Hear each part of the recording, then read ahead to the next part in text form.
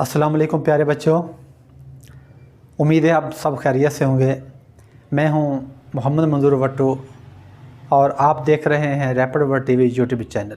तो dear students, आज हम एक्सरसाइज 1.7 करेंगे क्लास 5 की। यह है 1.7। आभारती सवालात हैं जिसमें जमा, तफरीक और ज़रब और तकसीम के अवामिल जो हैं वो इस्तेमाल किए गए हैं। तो ये हम सीखते हैं कि इन अवामिल को हमने किस तरह करना है। तो क्वेश्चन नंबर 1 है, असलम की माहाना आमदनी 12,600 रुपये है और उसके वालिद की आमदनी 21,000 रुपये है। उनकी कुल आमदनी मालूम करें। तो बिल्कुल सिंपल सा है प्यारे बच्चों, आप लिखेंगे असलम की माहाना आमदनी। ये क्वेश्चन नंबर 1 है।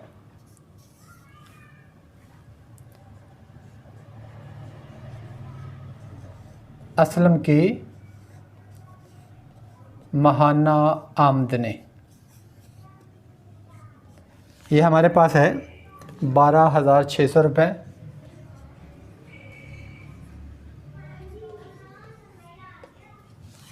और उसके वालिद की आमदनी है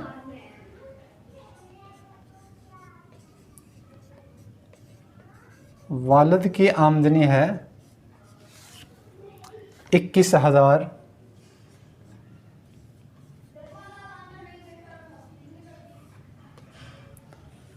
और हमने मालूम करना है कि दोनों की कुल आमदनी कितनी है। तो बिल्कुल आसान सा है।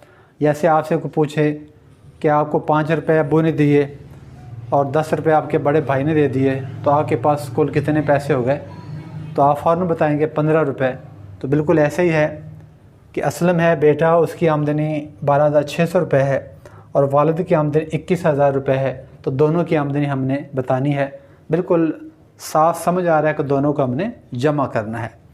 तो यहाँ लिख लें दोनों की कुल आमदनी। तो प्यारे बच्चों, इसको हम जमा कर देते हैं। इसको आप रफ अमल में जमा करें। यह आपका रफ अमल है। यह ख्याल रखते हुए कि वन्स के नीचे वन्स आए, टेंस के नीचे टेंस, 100 के नीचे 100 और 1000 के नीचे 1000, 10,000 के नीचे 10,000। जमा या तफरीक करते हुए ये बात आपने याद रखनी है। तो इनको जमा करते हैं। ये 0 का 0, ये भी 0 का 0, ये 6 का 6, 2 और 1 3 और ये 2 और 1 3। तो ये बन गया कुल आमदनी उनकी बन गई 33,600 रुपये, 33,600 रुपये। क्वेश्चन नंबर 2 है, प्यारे बच्चों, जब भी कोई ऐसा आभारती सवाल हो तो उसकी जो आबारत है, उसकी जो स्टेटमेंट है, उसको कम से कम आप चूँकि छोटे बच्चे हो 2-3 दफ़ा गौर से, तवज्जो से, ध्यान से पढ़ेंगे तो यकीनन आपको उसकी समझ आ जाएगी कि आपने उसका क्या करना है। दोनों को जमा करना है या तफरीक करना है, उसमें ज़रब का अमल है या तकसीम का अमल है। स्टेटमेंट को 2-3 दफ़ा तवज्जो से और गौर से पढ़ें। तो क्वेश्चन नंबर 2 है कि शुएब ने अपने वालिदैन से 100 रुपये ईदी वसूल की। उसे मिले जी 100 रुपया और उसने बड़े भाई से वसूल किए 70 रुपये। 70 रुपये तो बिल्कुल सिंपल है। और सवाल यह है कि उसके पास टोटल कितने पैसे हो गए। तो बिल्कुल आसान सा है कि 100 रुपये अब्बू से, अम्मी और अब्बू से वसूल किया, 70 रुपये बड़े भाई से किए, तो टोटल उसके पास, ये तो आप ज़बानी भी बता सकते हैं, टोटल उसके पास 170 रुपये हो गए। लेकिन आपने अमल करना इस तरह कि वालिदैन से जितनी ईदी वसूल की, बड़े भाई से ईदी वसूल की इतने रुपये, और कुल ईदी या कुल रकम उसके पास कितनी हो गई? ये 100 + 70। इसको रफ अमल में करेंगे। 1 के नीचे 1, 10 के नीचे 10 और 100 ये नीचे खाली आएगा। ये बन गया आपके पास 170। तो 170 रुपये शुएब के पास कुल ईदी जमा हो गई। क्वेश्चन नंबर 3 है, एक दुकानदार ने 320 पेंसिलें ख़रीदी और इनमें से 250 पेंसिलें बेच दी। अब उसके पास बाकी कितनी पेंसिलें हैं? तो प्यारे बच्चों, ये भी बिल्कुल आसान सा है। जैसे आपसे ये पूछा जाए कि आपके पास 10 रुपये थे, 2 रुपये की आपने कोई चीज़ ले ली, तो आपके पास कितने पैसे रह गए, तो आप फ़ौरन बताएंगे बाकी आपके पास रह गए 8 रुपये। 10 में से 2 खर्च कर लिए तो बाकी 8 रह गए। इसी तरह ये टोटल उसके पास पेंसिलें हैं, दुकानदार के पास हैं, तो ये लिखेंगे उसने पेंसिलें ख़रीदी 320 पेंसिलें, और उसने बेची कितनी है, बेची है उसने 250 पेंसिलें। और सवाल ये है कि उसके पास बाकी कितनी पेंसिलें बाकी बचें। तो बिल्कुल आसान सा है, यकीनन आपको अंदाज़ा हो गया होगा कि इसका क्या करना है, माइनस करना है। सही, आपने बिल्कुल सही बताया, माइनस करना है, शाबाश। तो ये 320 माइनस 250, यहाँ रफ अमल में कर लें। 320 माइनस 250, ज़ीरो का ज़ीरो आ जाएगा, ऊपर 2 है, नीचे 5 है, 2 छोटा है 5 बड़ा है, तो जैसे 12 करेंगे, 12 और 12 में से 5 निकालेंगे तो आपके पास 7, और ये 2 का 2 ज़ीरो, तो जो 70 पेंसिलें उसके पास जो है ना बाकी बच गए। 70 पेंसिलें। एक बात मैं आपको प्यारे बच्चों बताऊं कि जब भी आपने ये लिखना है यहाँ, तो उसके साथ जो उसकी इकाई है, जो उसका जो यूनिट है, वो साथ लाजमी लिखना है। मतलब यहाँ अगर रुपए हैं तो रुपया लिखें, पेंसिलें हैं तो पेंसिल लिखें, किताबें हैं तो साथ किताबें लिखें। ऐसे खाली 320 या 250 नहीं लिख देना, या 70 खाली नहीं लिख देना कि ये 70 क्या है। साथ लिखना भी है कि 70 रुपया हो गया, या 70 पेंसिलें हैं, या 70 किताबें हैं, या जो चीज़ भी सवाल में मेंशन हो वो साथ लिखनी ज़रूर है। अब करते हैं क्वेश्चन नंबर 4। बिजली का एक घर में मीटर लगा हुआ है, उसके महीने के 160 यूनिट इस्तेमाल हुए हैं और एक यूनिट की कीमत है 7 रुपये। तो बिल्कुल सिंपल सा है, टोटल 160 यूनिट इस्तेमाल हुए हैं और एक यूनिट की कीमत जो है वो 7 रुपये है, 7 रुपीज़ है। तो टोटल उसका बिल कितना हो गया,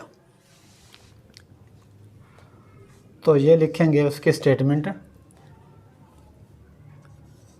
एक माह के कुल यूनिट 160 यूनिट्स हैं,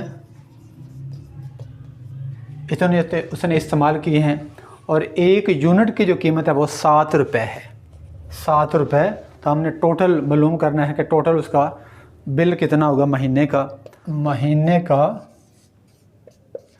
कुल बिल उसका हो जाएगा 160 और मल्टीप्लाई करेंगे 7, यानी टोटल उसके 160 यूनिट इस्तेमाल हुए हैं और एक यूनिट की कीमत है 7।